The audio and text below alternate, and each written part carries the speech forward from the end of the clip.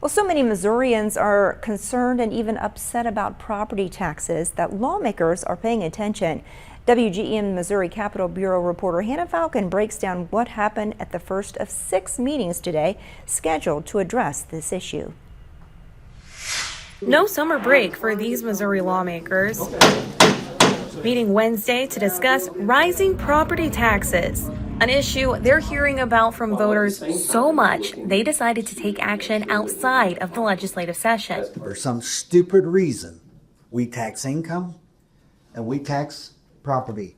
Those are aspects of the American dream. No one likes to pay taxes. I don't like to pay taxes. I want to be equally protective of our taxing entities.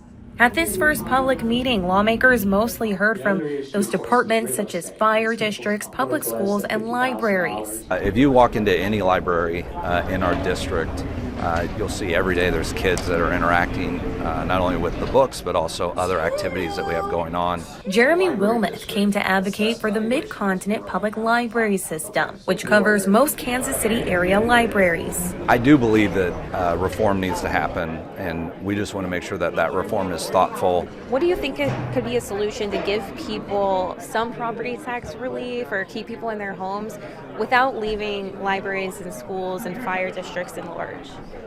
It's a really tough question. I think that's why this committee is here. The assessment process, I think, is what leaves a lot of people feeling like they're not being heard.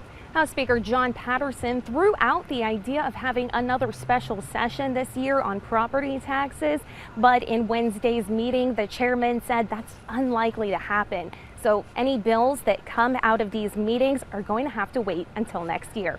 Reporting in Jefferson City, I'm Hannah Falcon.